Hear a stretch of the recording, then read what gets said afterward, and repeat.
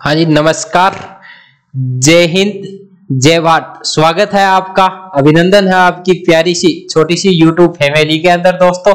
और आज का लाइव सेशन शुरू हो गया, तो अपने दोस्तों के पास जल्दी सी वीडियो को शेयर कर दे और फिर आओ पढ़ते हैं आज के क्लास को। तो ये रहा आपके सामने पहला क्वेश्चन कि किस भारतीय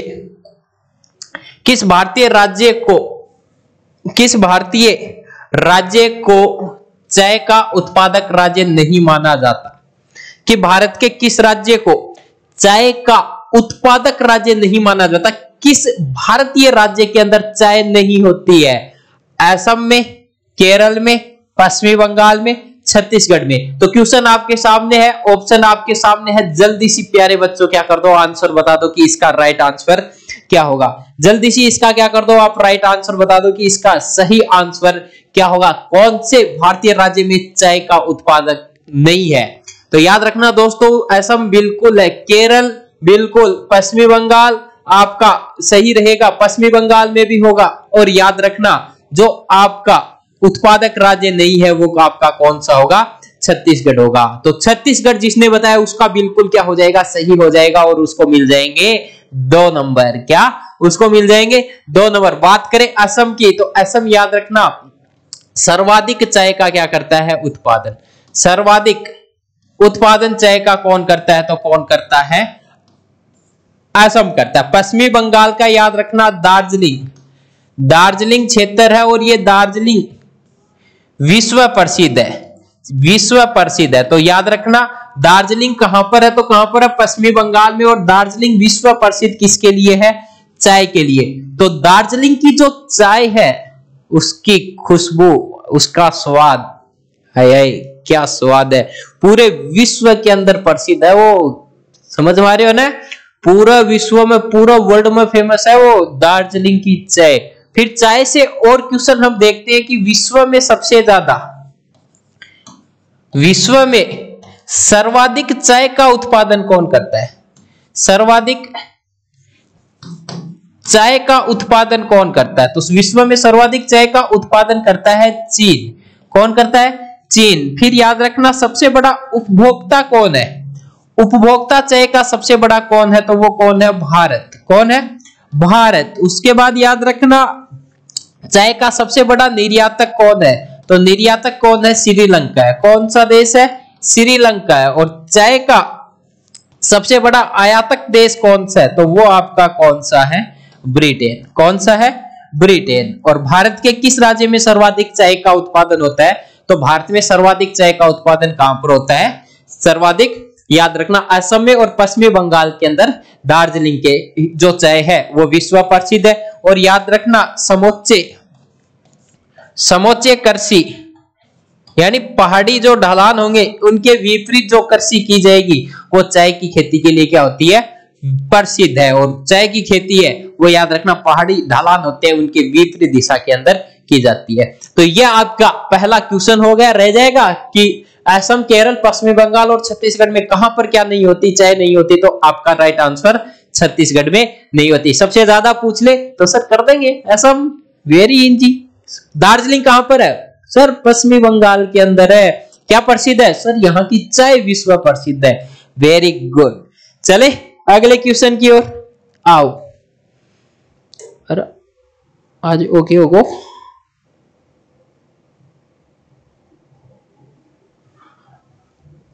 आओ भाई, हाँ कोई ना, आओ कठे कौन जा, आ जासी टेंशन फ्री रहो। याद रखना जिस बंदे को हार्ड वर्क करना आता है उसके लिए इस दुनिया के अंदर कुछ भी चीज इम्पॉसिबल नहीं है। याद रखना इस दुनिया में कुछ भी इम्पॉसिबल नहीं है, सब कुछ आप प्राप्त कर सकते हो और सिर्फ किसके बल पर? हार्ड वर्क के दम पर। तो याद रखना कभी हार्ड वर्क से पीछे मत भागना। और जिस दिन तुम हार्ड वर्क से पीछे नहीं भागोगे उस दिन याद रखना आपकी सफलता आपसे ज्यादा दूर नहीं रहेगी। आगो आपने ऊपर से नीचे आने। तो ऑपरेशन फ्लड किस कार्य से संबंधित है? दुग्ध उत्पादन से, गेहूं से, बाढ़ नियंत्रण से और जल से। जल्दी बताओ कि ऑपरेशन फ्लड है आपका वो किससे संबंधित है? दूध उत्पादन से है, गेहूं से है, बाढ़ नियंत्रण से और जल से है। जल्दी बताओ आपका कौन सा होगा? ऑपरेशन फ्लड किस कार्य से संबंधित है? तो सर ये होगा दूध उत्पादन से। बिल्कुल सही है, दूध उत्पादन, जिसे हम श्वेत क्रांति क्या कहते हैं? श्वेत क्रांति कहते हैं। श्वेत क्रांति का संबंध किससे है? दूध से। और श्वेत क्रांति का जनक कौन है? तो सर जनक तो आपका वर्गीज कुरियन है। वर्गीज कुरियन, जिसे श्वेत क्रांति का जनक कहते हैं। और श्वेत क्रांति का संबंध किससे है? तो सर संबंध श्वेत क्रांति का किससे है? दुग्ध उत्पादन। और जो ऑपरेशन फ्लड है उसका संबंध किससे है? तो किससे है? दुग्ध उत्पादन से है। ये 3 चरणों में चला था, 3 चरण इसके थे। और 3 चरण के अंदर आप याद रखना, पहला आपका चरण चला था 1971 से 75 के बीच। सेकंड जो चला था 1975 से आपका 85, और तीसरा था वो आपका 1985 से लेकर 95 तक। ये ऑपरेशन फ्लड जो आपका दुग्ध उत्पादन से संबंधित था 3 चरणों में चला था बच्चों। पहला 71 से 75, दूसरा 75 से 85, तीसरा 85 से 95 के बीच। और याद रखना दूध उत्पादन का संबंध किससे है? श्वेत क्रांति। और श्वेत क्रांति का जनक कौन है भारत के अंदर? तो श्वेत क्रांति का श्वेत क्रांति का संबंध किससे है? तो याद रखना किससे है? जनक कौन है? वर्गीज कुरियन।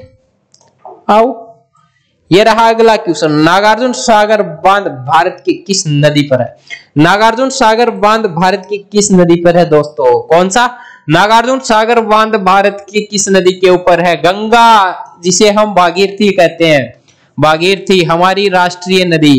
कावेरी नदी, कृष्णा नदी, सतलज नदी। क्वेश्चन आपके सामने कि नागार्जुन सागर बांध किस नदी के ऊपर स्थित है? गंगा पर, कावेरी पर, कृष्णा पर और सतलज पर। तो बिल्कुल सही आंसर इसका क्या होगा? कृष्णा नदी। किस नदी के ऊपर है?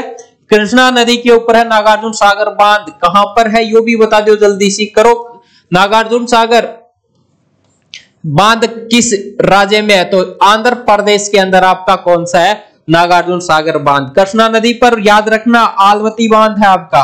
आलमती बांध भी आपका कहां पर है? तो याद रखना आलमती बांध आपका है कर्नाटक में। वो भी किस नदी के ऊपर है? तो वो भी आपका किस नदी के ऊपर है? कृष्णा नदी के ऊपर है। सतलज नदी के ऊपर आपका कौन सा बांध है? भाखड़ा। भाखड़ा नागल बांध। तो भाखड़ा नागल बांध आपका किस नदी पर है? तो भाखड़ा नागल बांध आपका किस नदी पर है?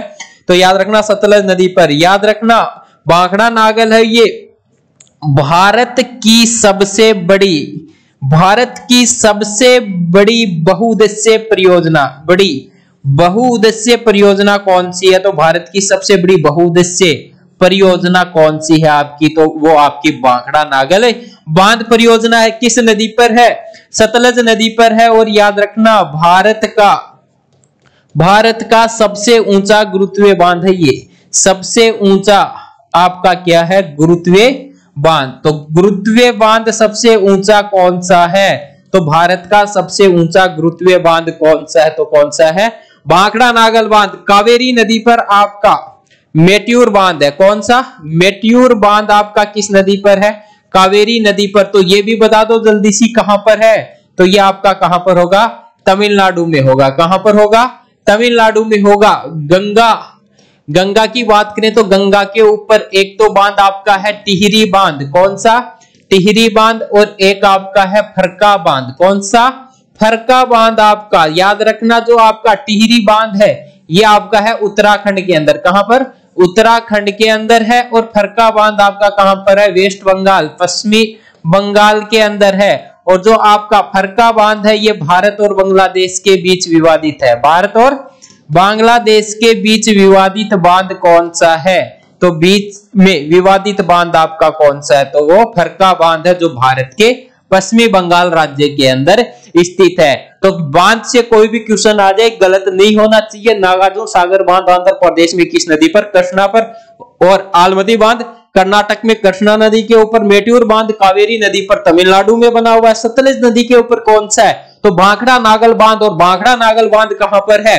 तो याद रखना हिमाचल प्रदेश और पंजाब के अंदर। किस नदी के ऊपर है? सतलज नदी के। सतलज किसकी सहायक है? सर सिंधु की सहायक नदी है जो कहां से आती है? राकसताल झील तिब्बत से आती है। भारत में प्रवेश शिवकिल्ला दर्रा हिमाचल प्रदेश से करती है। और इसी सतलज नदी से विश्व की सबसे लंबी कृषि नहर परियोजना इंदिरा गांधी नहर परियोजना हरिके बैराज पंजाब से निकाली गई है। भारत की सबसे बड़ी बहुउद्देशीय परियोजना भाखड़ा नागल बांध परियोजना। भारत का सबसे ऊंचा गुरुत्वीय बांध पूछ ले तो कौन सा? भाखड़ा नागल बांध। फिर गंगा नदी के ऊपर कौन से बांध है? तो सर एक तो टिहरी बांध जो कहां पर है? उत्तराखंड में। ये पर्यावरण विवादित बांध है। और 2013 के अंदर जब उत्तराखंड के अंदर बाढ़ आई थी तब इसे टिहरी बांध ने उत्तराखंड वासियों को बचाया था। जो बांध 1 महीने रेगुलर बारिश से भरता है वो बांध 24 घंटे में भर गया था। इतना पानी भराव क्षमता ही से कि और आज ये पर्यावरण विवादित बांध बना हुआ है। फरका बांध पश्चिमी बंगाल में किस नदी के ऊपर है? गंगा नदी के ऊपर है। भारत और बांग्लादेश के बीच क्या है? विवादित है। एक बार स्क्रीनशॉट लो, फिर चलते हैं आगे क्वेश्चन की ओर।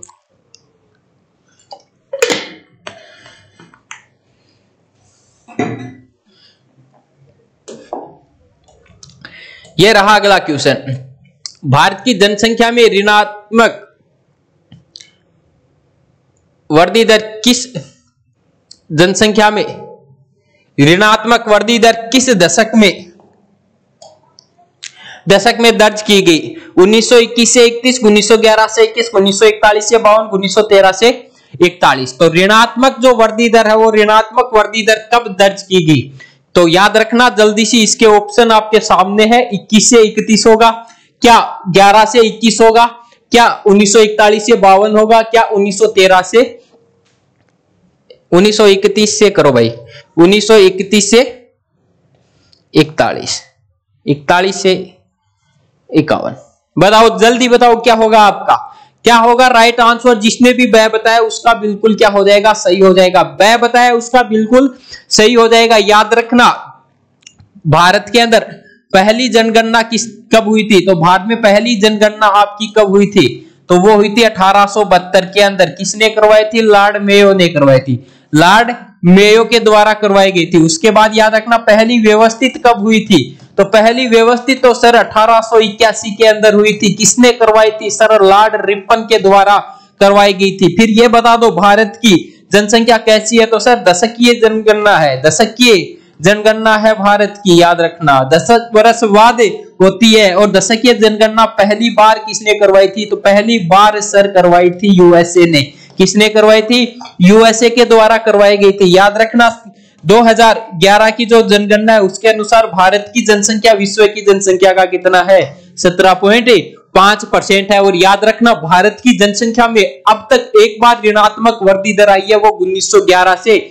21 के बीच -0.31% की आपकी क्या आई थी? ऋणात्मक वृद्धि दर आई थी। रह जाएगा याद कब आई? और इसे 1911 से 21 के बीच का जो समय है उसको महान विभाजन वर्ष भी कहा जाता है। क्या कहा जाता है? महान विभाजन वर्ष के नाम से भी इसे जाना जाता है। रह जाएगा याद कि महान विभाजन वर्ष किसे कहा जाता है? तो 1911 से 21 के बीच जब जनगणना हुई थी और उसमें भारत की क्या आई थी? ऋणात्मक वृद्धि आई थी। कितनी? -0.31 क्या आई थी? आपकी ऋणात्मक वृद्धि आई थी। रह जाएगा याद।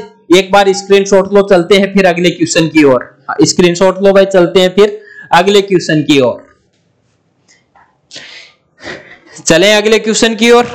आओ, यह रहा आपके सामने। राष्ट्रपति पर महाभियोग प्रक्रिया कहां से अपनाई गई है? राष्ट्रपति के ऊपर जो महाभियोग की प्रक्रिया वो कहां से अपनाई गई है? यूएसए से अपनाई गई है, यूके से, रूस से और फ्रांस से। जल्दी बताओ राष्ट्रपति पर महाभियोग की प्रक्रिया कहां से अपनाई गई है? और साथ में यह भी बताना महाभियोग की प्रक्रिया किस आर्टिकल के अंदर इसका उल्लेख है। साथ में बताना कि राष्ट्रपति पर महाभियोग की प्रक्रिया का उल्लेख किस आर्टिकल के अंदर है, किस अनुच्छेद में है, और महाभियोग की प्रक्रिया है वो कहां से अपनाई गई है। महाभियोग की प्रक्रिया जल्दी बताओ भाई, यूएसए से अपनाई गई है, यूके से, रूस से या फ्रांस से। जल्दी फटाफट आपकी क्या आने चाहिए? आंसर आने चाहिए। क्लास को एक बार दबाकर क्या कर दो? शेयर कर दो। बिल्कुल जिसने भी यूएसए संयुक्त राज्य अमेरिका बताया उसका बिल्कुल क्या हो जाएगा? राइट आंसर हो जाएगा। याद रखना कहां से? यूएसए से। फिर आर्टिकल किसके अंदर? सर आर्टिकल 61 के अंदर इसका उल्लेख है। तो महाभियोग की प्रक्रिया, राष्ट्रपति का कार्यकाल वैसे कितना होता है? 5 वर्ष का होता है। कितना होता है बच्चों?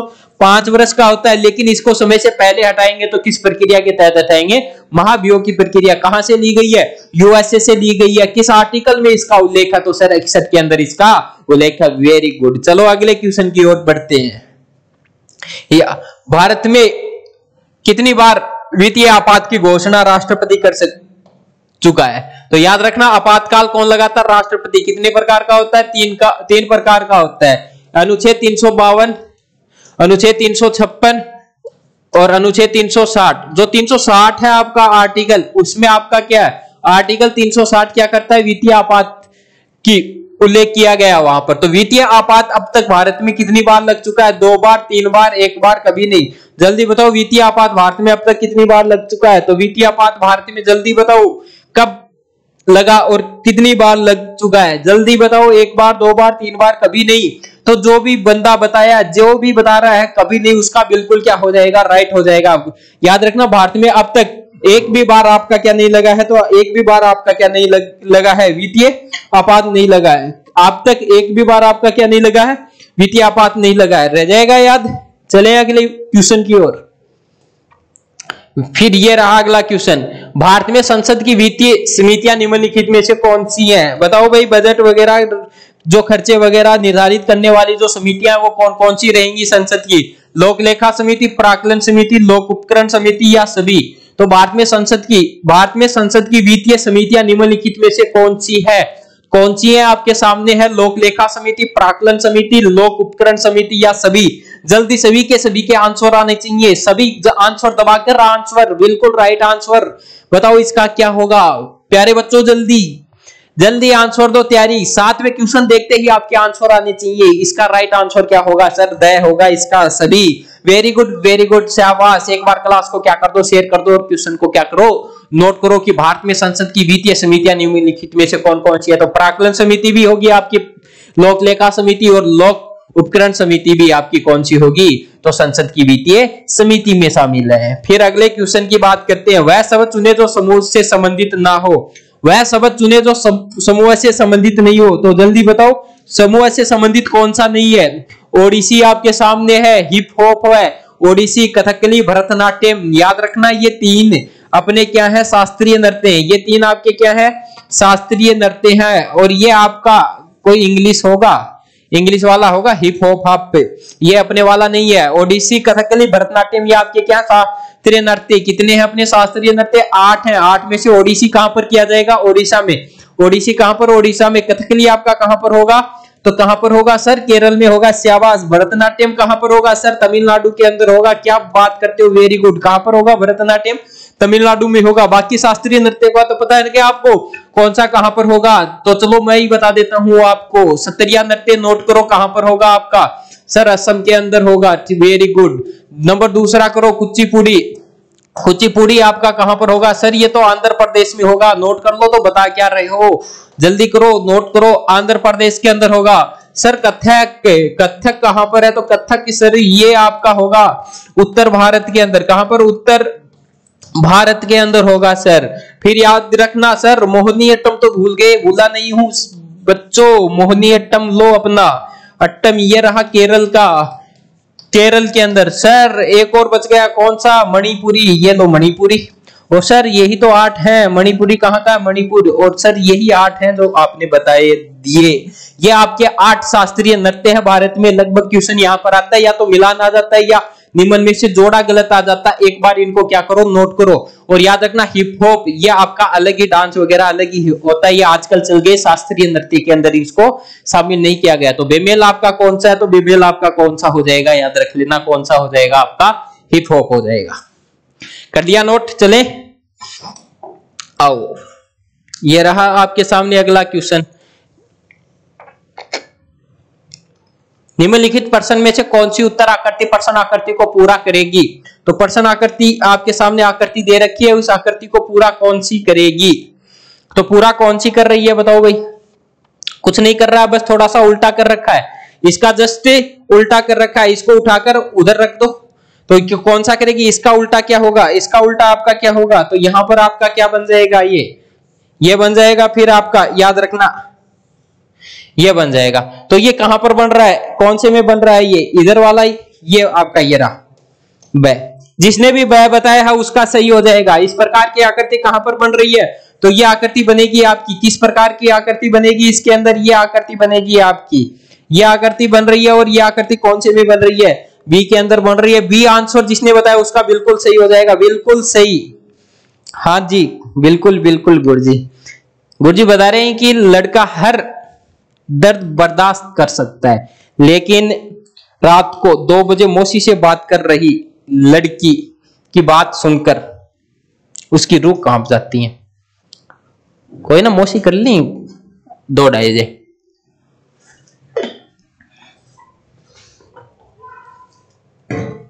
वह है ना कि हे मेरे प्रिय सखा, हे मेरे प्रिय दोस्त, हे मेरे प्रिय भाईला, कहां हो तुम? आज तुम्हारी बहुत याद आ रही है और एक बात करना जी कर लाग रहे चोखो बोयो रे मेरी यारो। तो एक दिन जका के संगत न संगत को ध्यान दे लियो, नहीं तो कगा यारो चोखो बोयो रे मेरी यारो। आओ देखो, ये रहा क्वेश्चन अगला। अफगानिस्तान की संसद को क्या कहा जाता है? अफगानिस्तान की संसद को क्या कहा जाता है? आपके सामने है कि अफगानिस्तान की संसद को किस नाम से जाना जाता है? अफगानिस्तान की संसद क्या पार्लियामेंट, मजलिस, शोरा और सोजिम? बताओ भाई, अफगानिस्तान की संसद को किस नाम से जाना जाता है? पार्लियामेंट, मजलिस, शोरा और सोजिम। अफगानिस्तान की संसद को किस नाम से जाना जाता है? सोजिम, पार्लियामेंट, शोरा और मजलिस। सर, अफगानिस्तान की संसद को जाना जाएगा किस नाम से?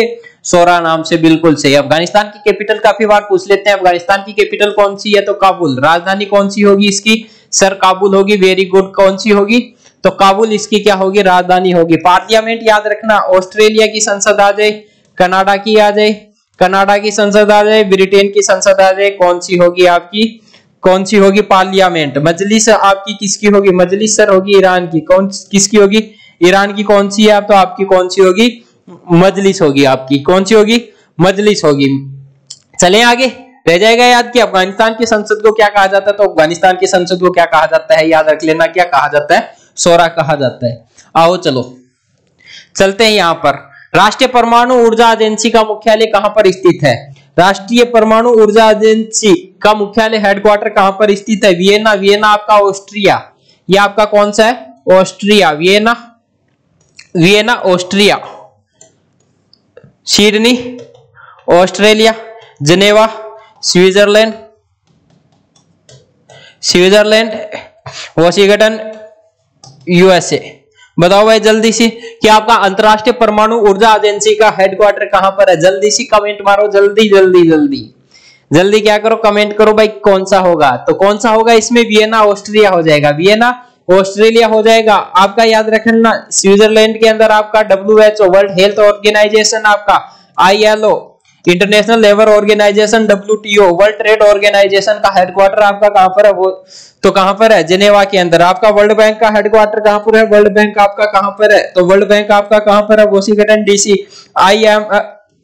IMF इंटरनेशनल मॉनेटरिंग फंड का हेडक्वार्टर आपका कहां पर है? तो IMF अंतरराष्ट्रीय मुद्रा कोष का हेडक्वार्टर आपका कहां पर हो जाएगा? वॉशिंगटन DC के अंदर। कहां पर हो जाएगा? वॉशिंगटन DC के अंदर हो जाएगा। एक बार इनको नोट कर लो। WHO विश्व स्वास्थ्य संगठन, World Health Organization, ILO International Labour Organization, विश्व मजदूर संघ, WTO वर्ल्ड ट्रेड ऑर्गेनाइजेशन, विश्व व्यापार संगठन, इन तीनों का हेडक्वार्टर कहां पर है? स्विट्जरलैंड के अंदर।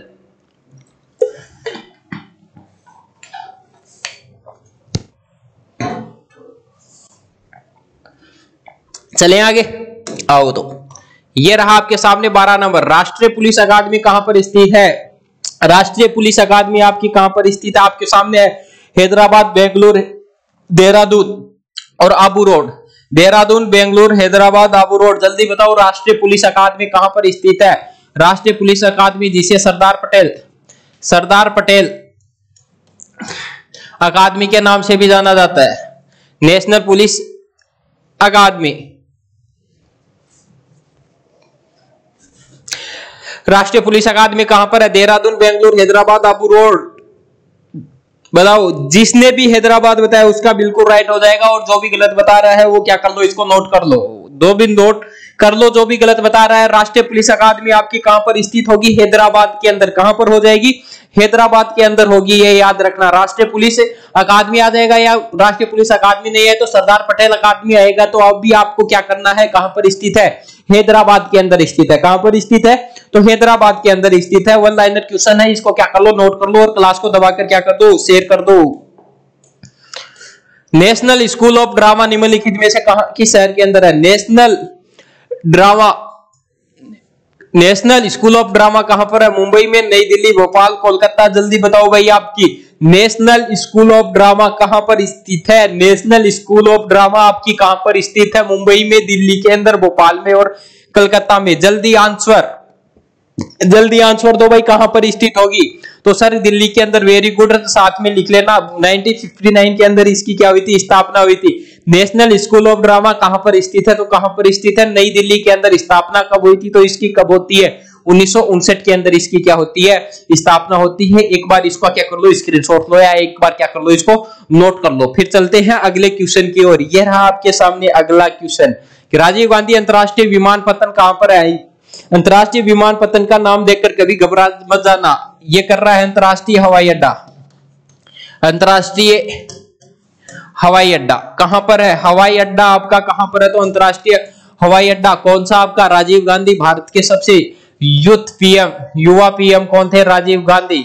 और राजीव गांधी अंतरराष्ट्रीय हवाई अड्डा कहां पर है? तो जम्मू कश्मीर, नई दिल्ली, हैदराबाद या चेन्नई। जल्दी आंसर आना चाहिए। राजीव गांधी अंतरराष्ट्रीय हवाई अड्डा कहां पर स्थित है? जल्दी करो भाई, कमेंट करो कि राजीव गांधी अंतरराष्ट्रीय हवाई अड्डा आपका कहां पर स्थित है? राजीव गांधी अंतरराष्ट्रीय विमानपत्तन कहां पर स्थित है? करो भाई, कमेंट करो, जल्दी करो, जल्दी कमेंट करो, कहां पर स्थित है?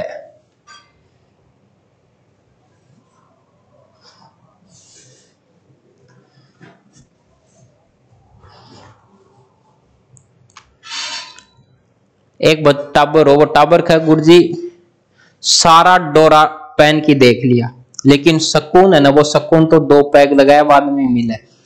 किसी डोरा ताबीज में बोलो ऐसा सुकून नहीं है जो 2 पैग लगाने के बाद मिलता। तो ताबीज तुबीज करवाया करो थे भी। आओ, तो कहां पर स्थित है? हैदराबाद के अंदर। जिसने भी बताया हैदराबाद, उसका क्या हो जाएगा? बिल्कुल राइट हो जाएगा। कहां पर स्थित है? हैदराबाद के अंदर। जम्मू एंड कश्मीर की बात करूं तो नोट करो आप, जम्मू एंड कश्मीर में कौन सा है? तो यहां पर है शेख अल आलम। शेख अल आलम अंतरराष्ट्रीय हवाई अड्डा आपका कहां पर है? जम्मू एंड कश्मीर। नई दिल्ली के अंदर करो,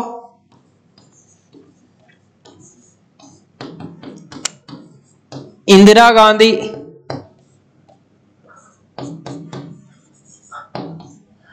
अंतरराष्ट्रीय हवाई अड्डा।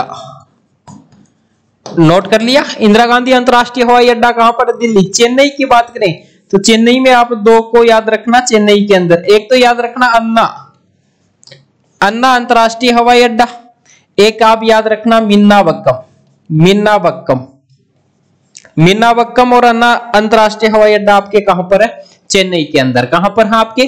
चेन्नई के अंदर है। इनको नोट कर लो। जम्मू कश्मीर में कौन सा है? शेख अल आलम अंतरराष्ट्रीय हवाई अड्डा। नई दिल्ली के अंदर कौन सा है? इंदिरा गांधी अंतरराष्ट्रीय हवाई अड्डा। चेन्नई में कौन सा है? अन्ना अंतरराष्ट्रीय हवाई अड्डा और मीनाबक्कम अंतरराष्ट्रीय हवाई अड्डा। और याद रखना राजीव गांधी अंतरराष्ट्रीय हवाई अड्डा आपका कहां पर है? तो कहां पर है? हैदराबाद में। एक बार इनको क्या करो आप? नोट कर लो भाई, इनको एक बार आप नोट करो, जल्दी करो, नोट कर लो इनको,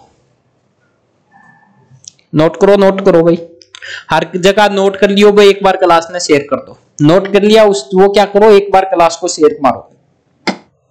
आओ चलते हैं अगले क्वेश्चन की ओर। ये रहा आपका राष्ट्रीय रासायनिक प्रयोगशाला स्थित है। तो राष्ट्रीय रासायनिक प्रयोगशाला कहां पर स्थित है? राष्ट्रीय रासायनिक प्रयोगशाला आपकी कहां पर स्थित है? तो राष्ट्रीय आपकी जो रासायनिक प्रयोगशाला है कहां पर है? बेंगलुरु के अंदर, हैदराबाद में, दिल्ली में या पुणे में?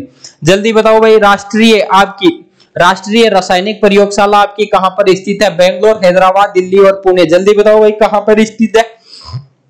राष्ट्रीय रासायनिक प्रयोगशाला आपकी कहां पर स्थित है? आपके सामने ऑप्शन चारों है। जल्दी, इतनी देर में तो क्वेश्चन का आंसर आ जाना चाहिए।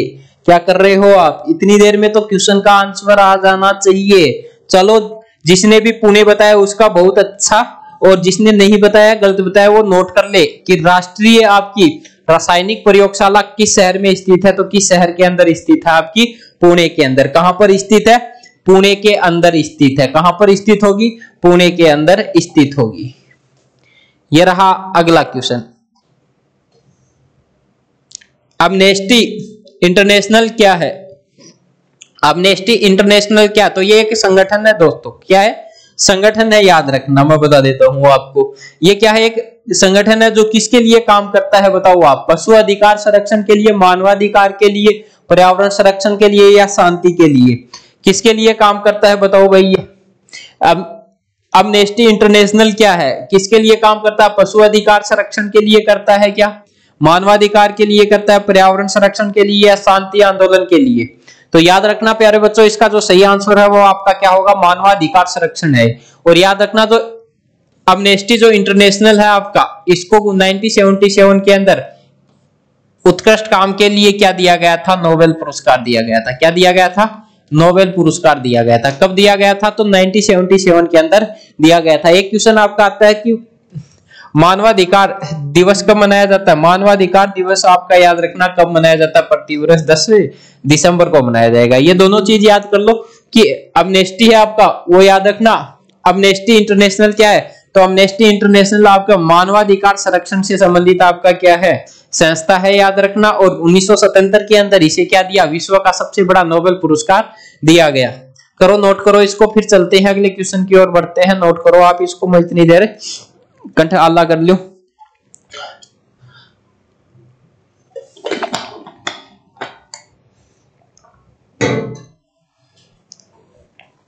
आओ, ये रहा अगला क्वेश्चन आपके सामने।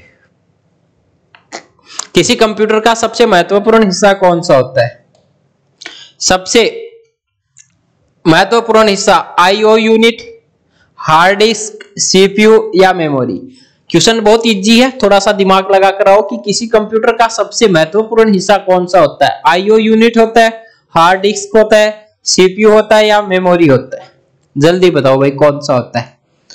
किसी भी कंप्यूटर का सबसे महत्वपूर्ण हिस्सा होता है, आईओ यूनिट होता है, हार्ड डिस्क होता है, सीपीयू होता है, या मेमोरी होता है? जल्दी बताओ, जल्दी। सीपीयू कौन सा होगा आपका? सीपीयू जिसने भी सही बताया उसका बिल्कुल सही होगा। शाबाश, एक बार क्लास को शेयर कर दो। कंट्रोल प्रोसेसिंग यूनिट,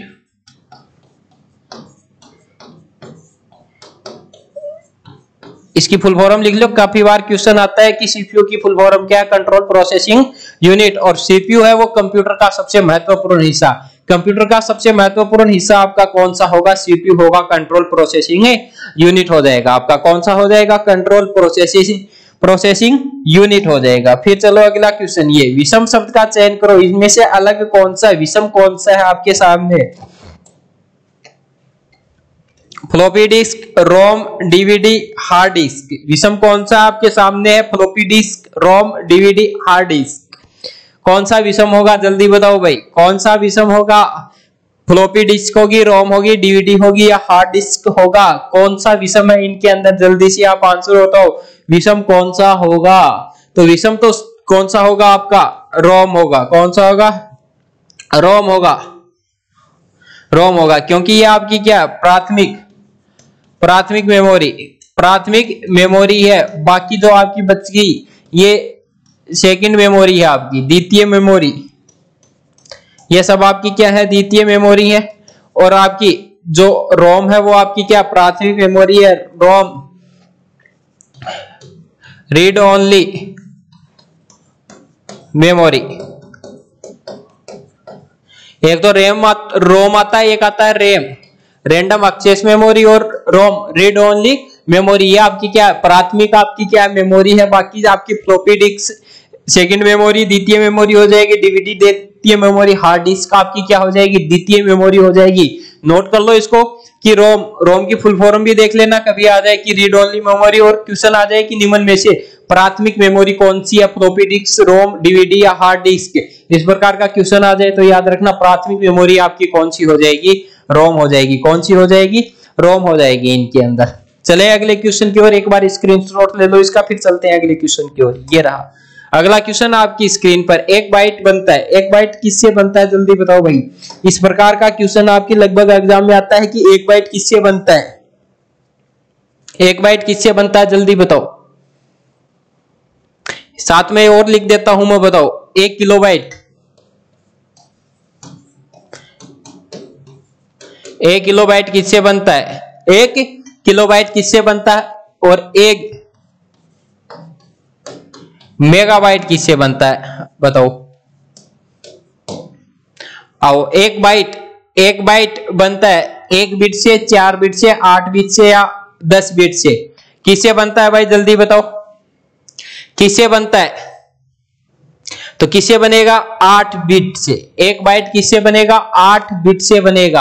अब बताओ 1 किलोबाइट किससे बनेगा, 1 किलोबाइट किससे बनेगा, 1024 बाइट से। किससे बनेगा, 1024 बाइट से बनेगा। किससे बनेगा, 1024 बाइट से बनेगा। अब बताओ 1 मेगाबाइट किससे बनेगा, 1 मेगाबाइट किससे बनेगा। 1 मेगाबाइट में कितने आपके किलोबाइट होते हैं, कितने किलोबाइट होते हैं बताओ भाई। 1 मेगाबाइट में कितने किलोबाइट होते हैं, तो सर 1024 किलोवाट होते हैं, 1024 किलोवाट होते हैं आपके।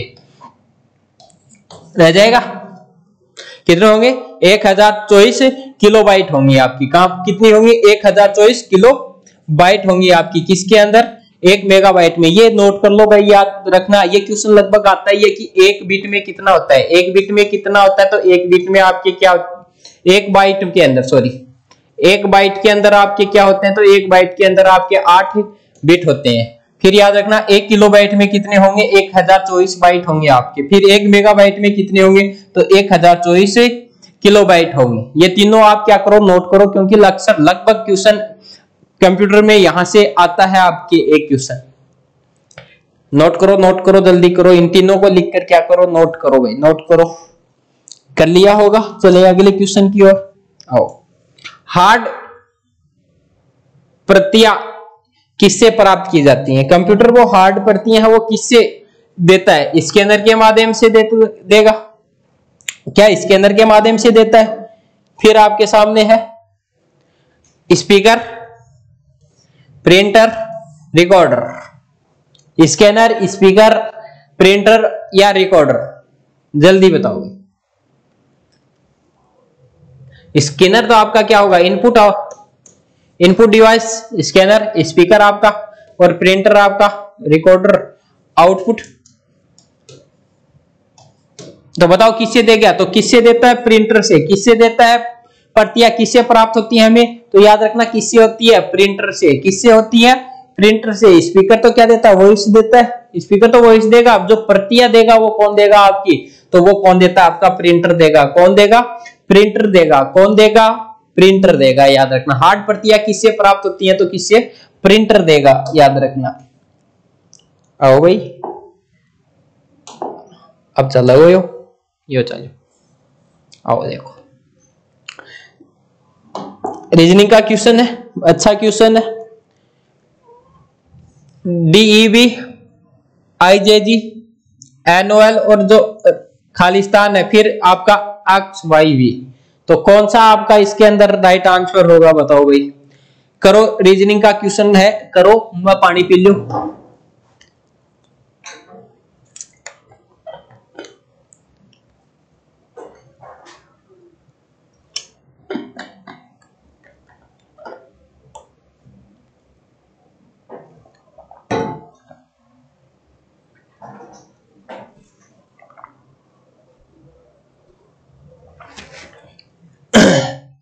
बताओ भाई, जिसने भी सह इसका आंसर दिया, रीजनिंग निकाल कर देखो, सह जिसका भी आंसर आया उसका बिल्कुल क्या हो जाएगा, राइट आंसर हो जाएगा। ये सह जिसने भी बताया उसका बिल्कुल क्या होगा, बिल्कुल राइट आंसर होगा।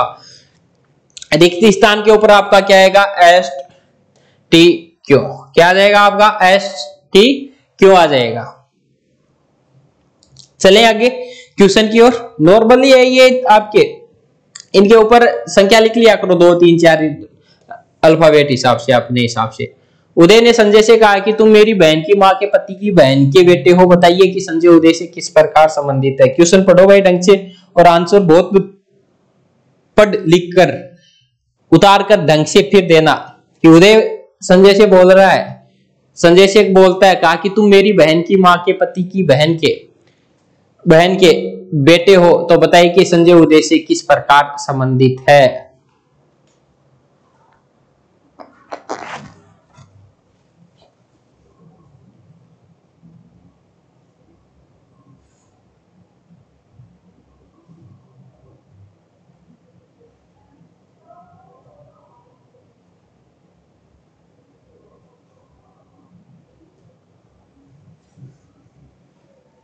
बताओ भाई किस प्रकार से होगा, इतनी देर में तो निकाल लिया होगा।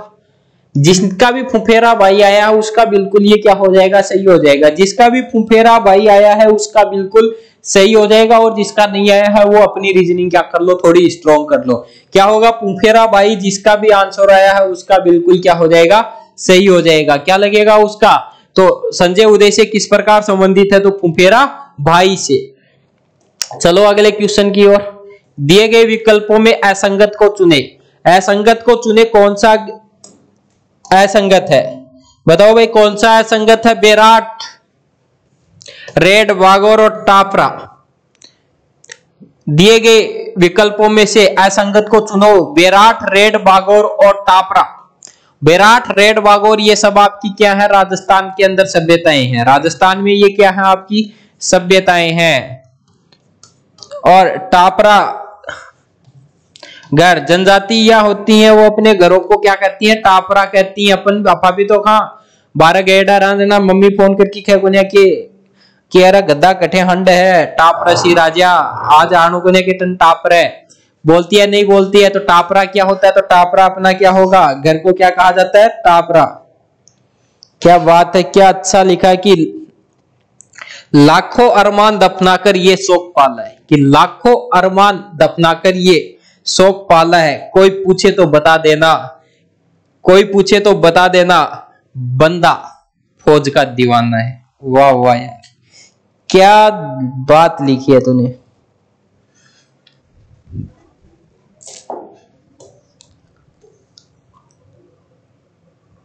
फिर जीवन रक्षक हार्मोन उत्पन्न करने वाली ग्रंथि कौन सी है।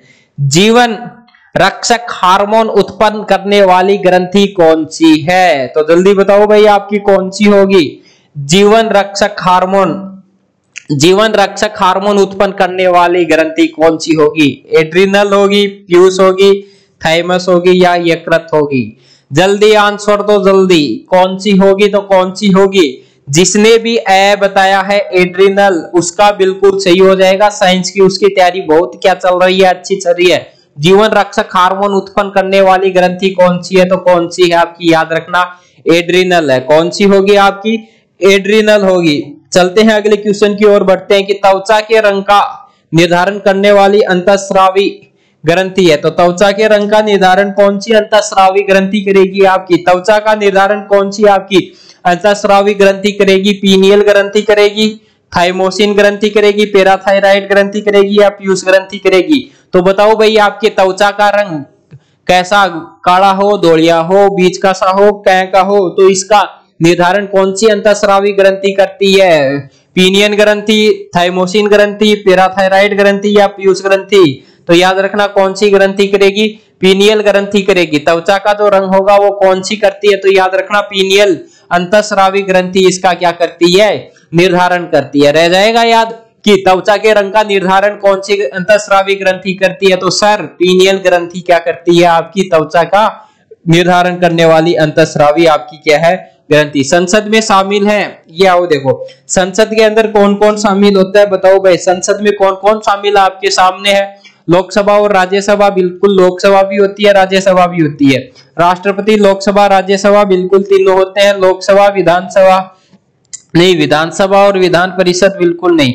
तो सबसे सही जो मैच खाएगा तो लोकसभा राज्यसभा भी होते हैं और राष्ट्रपति भी। तो याद रखना संसद किनसे मिलकर बनी होती है, तो किनसे मिलकर बनी हुई होती है, राष्ट्रपति, लोकसभा और राज्यसभा। याद रखना राष्ट्रपति। संसद की बात करें हम, संसद है, संसद का उल्लेख आपको किसमें मिलेगा, 79 के अंदर, आर्टिकल 79 के अंदर संसद का उल्लेख मिलेगा। फिर आपको संसद के अंदर कौन, राष्ट्रपति, राष्ट्रपति का उल्लेख आपको आर्टिकल 52 के अंदर। फिर आपका राज्यसभा, राज्यसभा का उल्लेख आपको आर्टिकल 80 के अंदर मिलेगा। फिर आपका लोकसभा, और लोकसभा का उल्लेख किसमें मिलता है तो आपका किसमें मिलेगा, आर्टिकल 81 के अंदर। इसका एक सूत्र आता है आपका सरला, सरला स से संसद, संसद का उल्लेख 79 के अंदर।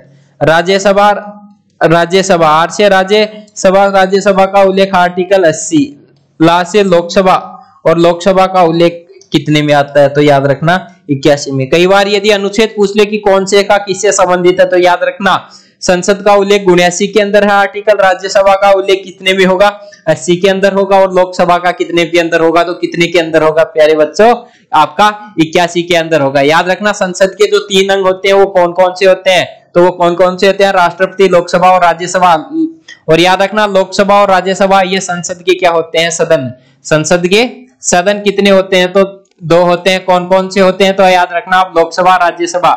लोकसभा है ये आपका क्या होगा, अस्थायी सदन होगा। ये क्या होगा आपका, अस्थायी सदन होगा। इसको क्या कर सकते हैं, भंग कर सकते हैं, इसको भंग कर सकते हैं, याद रखना। और राज्यसभा होगा ये आपका क्या होगा, अपर हाउस होगा। अपर हाउस कहा जाता है इसको, या इसको क्या कहा जाता है, ऊपरी सदन, ऊपरी सदन कहा जाता है। और इसको हम क्या नहीं कर सकते, भंग नहीं कर सकते। क्या नहीं कर सकते, भंग नहीं कर सकते। क्वेश्चन पूछ रहा हूं आपको, बताओ भाई कि राष्ट्रपति राज्यसभा में कितने सदस्य मनोनीत करता है, मनोनीत करता है, बताओ जल्दी बताओ कितने सदस्यों को मनोनीत करेगा, जल्दी बताओ भाई।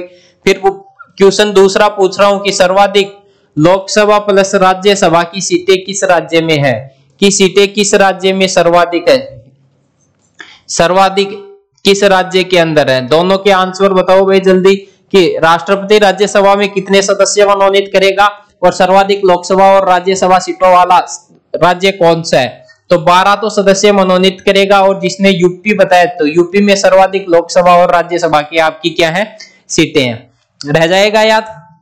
क्वेश्चन वैसे देखे तो क्वेश्चन नॉर्मली आपका जितना ज्यादा हार्ड नहीं है कि लोकसभा और राज्यसभा संसद के 2 सदन होते हैं। लोकसभा अस्थायी सदन जिसको भंग कर सकते हैं, और कौन कर सकता है, प्रधानमंत्री के कहने पर राष्ट्रपति कर देगा इसको। राज्यसभा जो क्या होता है आपका अपर हाउस या ऊपरी सदन होता है, इसको भंग नहीं किया जा सकता। संसद में शामिल कौन होता है, राष्ट्रपति, लोकसभा और राज्यसभा। आओ, शुद्ध सोना कितने कैरेट का होता है तो शुद्ध सोना होता है वो कितने कैरेट का होता है तो शुद्ध सोना होगा आपका 24 कैरेट का। कितना का, 24 का। लेकिन जो आभूषण आपके बनते हैं वो आभूषण आपके कितने बनते हैं तो आभूषण आपके कितने के बनेंगे, 22 कैरेट के बनेंगे। कितने के बनेंगे, 22 कैरेट के बनेंगे। बनाने को कितने बना लो, 18 के बना लो, 13 के बना लो, 16 के बना लो, कितने के बना लो। लेकिन जो शुद्ध 22 कैरेट सोना आता है उसके आभूषण मिलते हैं। लेकिन जो आपका 24 कैरेट होगा वो आपका क्या होता है, बिल्कुल शुद्ध सोना होगा।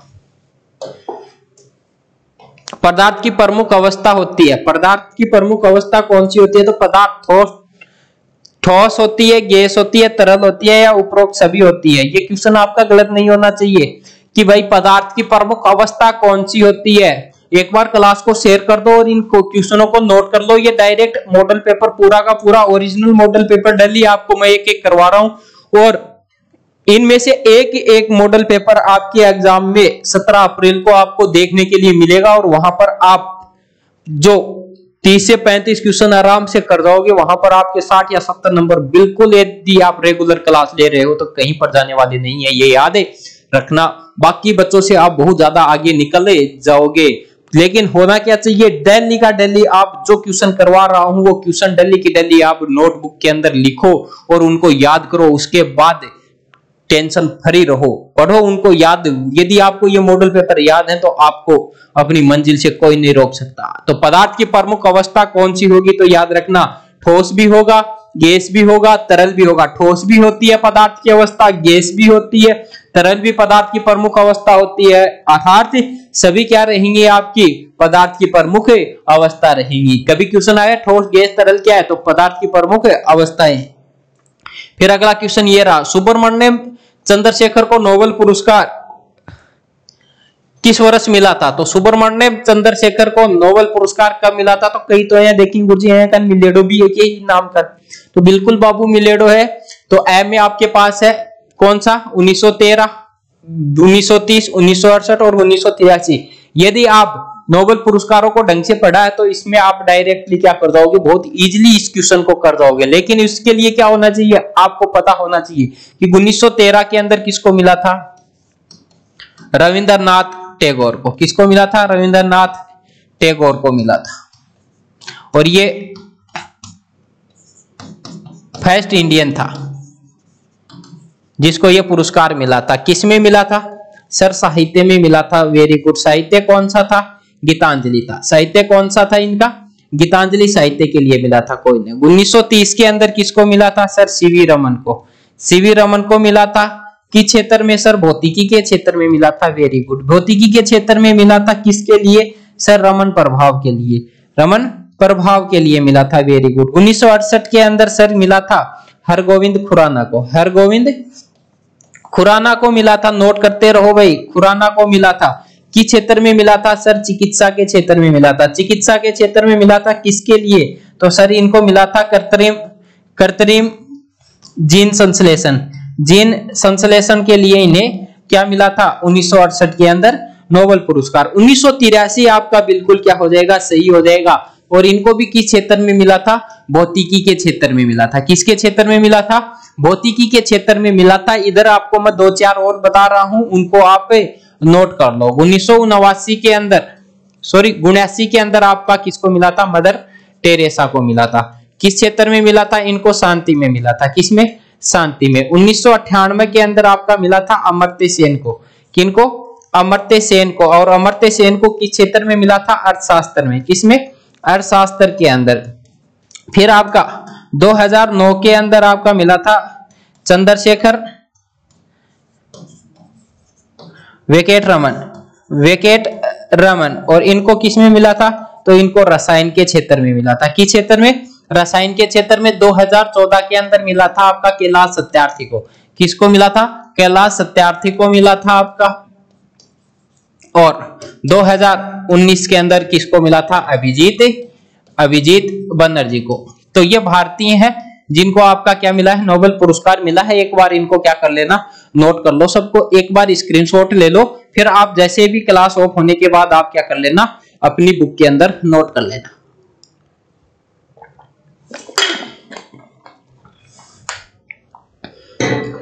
रह जाएगा याद कि विश्व का सबसे बड़ा पुरस्कार कौन सा है, नोबेल पुरस्कार सर 1901 के अंदर शुरुआत हुई थी। Very good. 1901 में शुरुआत हुई थी। पाने वाला पहला भारतीय रविंद्रनाथ टैगोर।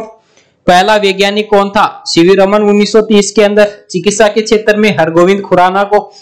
1983 में भौतिकी क्षेत्र में चंद्रशेखर को मिला था। 1979 के अंदर मदर टेरेसा को शांति के क्षेत्र के अंदर। 1998 में अमर्त्य सेन को अर्थशास्त्र के क्षेत्र में। 2009 में चंद्रशेखर वेंकट रमन को रसायन के क्षेत्र में। 2014 में कैलाश सत्यार्थी को। और 2019 के अंदर अभिजीत बनर्जी को क्या मिला था, आपका नोबेल पुरस्कार मिला था। किस क्षेत्र के अंदर मिला था, तो याद रखना अर्थशास्त्र के अंदर। किस क्षेत्र में अभिजीत बनर्जी को मिला था, तो अर्थशास्त्र के क्षेत्र में मिला था। कर लिया नोट इसको। आओ, मधुमक्खी के जहर में कौन सा अमल होता है, तो मधुमक्खी होती है उसके, मधुमक्खी के जहर में कौन सा होता है, रियान, रेशम, ऊन, कपास। ये तो भाई क्वेश्चन ये अलग दे दिया, ऑप्शन इसके सब के सब अलग दे रखे हैं। कौन सा होता है मधुमक्खी के जहर में, काट दो, डायरेक्ट बता देता हूं मैं, फॉर्मिक अमल होता है। कौन सा होगा, फॉर्मिक अमल होगा। ये गलत आपके टाइप हो गए, कोई दिक्कत नहीं, हो जाता है यार, हो जाता जल्दबाजी के अंदर, कोई दिक्कत नहीं। कौन सा होगा आपका, फॉर्मिक अमल होगा। ये आप यहाँ पर ये नोट कर लो कि मधुमक्खी के जहर में कौन सा होता है, मधुमक्खी में कौन सा है, फॉर्मिक अमल होता है। मधुमक्खी खाएगी है कि अब टांटिया आया को नहीं, टांटिया चालू होगा को नहीं होया, टांटिया, अरे टांटिया चालू है को नहीं होया, बता दो। होगा गुरुजी, टांटिया क्यों कौन चालू होगा तो बहुत बढ़िया बात है। आप सुझाना ही कढ़ाई सुझा लो।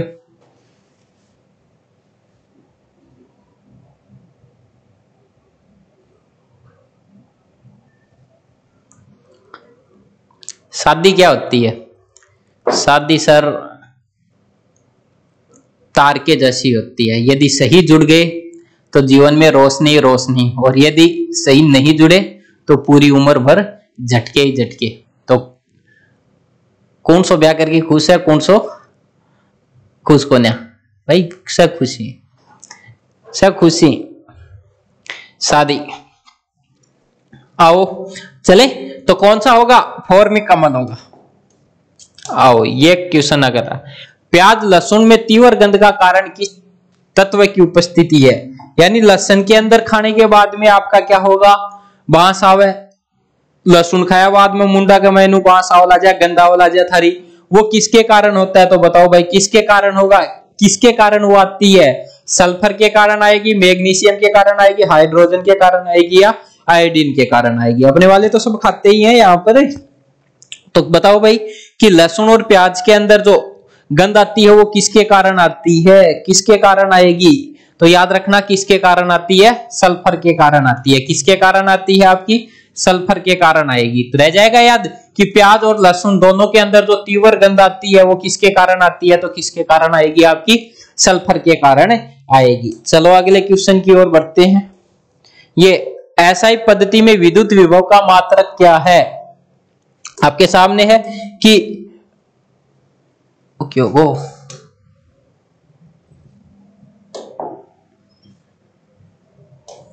हाँ अब सही है, वो जो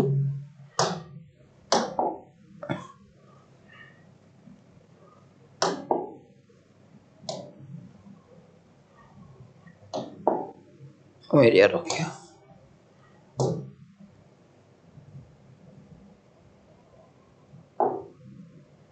आओ भाई एसआई पद्धति में विद्युत विभव का मात्रक क्या है आपका, बताओ भाई कौन सा होगा, वोल्ट होगा, वोल्ट या कूलाम होगा, न्यूटन या कूलाम होगा, या जूल होगा, बताओ भाई कौन सा होगा आपका, कौन सा होगा। एसआई पद्धति में विद्युत विभव का मात्रक आपका क्या होगा, वोल्ट होगा, वोल्ट या कूलाम होगा, न्यूटन होगा, कूलाम या जूल होगा, जल्दी बताओ आपका कौन सा होगा, जल्दी बताओ आपका भाई क्या होगा।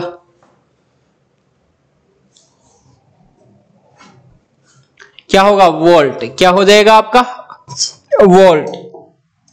फिर एक दो क्वेश्चन हो रहा है भाई, निम्न में से सादिश राशि है, सादिश राशि आपकी कौन सी है, बताओ निम्न में से सादिश राशि आपकी कौन सी है, तो सादिश राशि आपकी कौन सी हो जाएगी, बताओ भाई, कार्य हो जाएगी, समय होगी, द्रव्यमान होगी, या बल हो जाएगी, कौन सी होगी, सादिश राशि कौन सी है, क्या पूछा है यहाँ पर ध्यान देना, सादिश राशि कौन सी है, कार्य है, समय है, द्रव्यमान है, या बल, तो याद रखना कौन सी है, फोर्स, बल, बल आपकी क्या हो जाएगी, सादिश राशि हो जाएगी, फोर्स आपकी।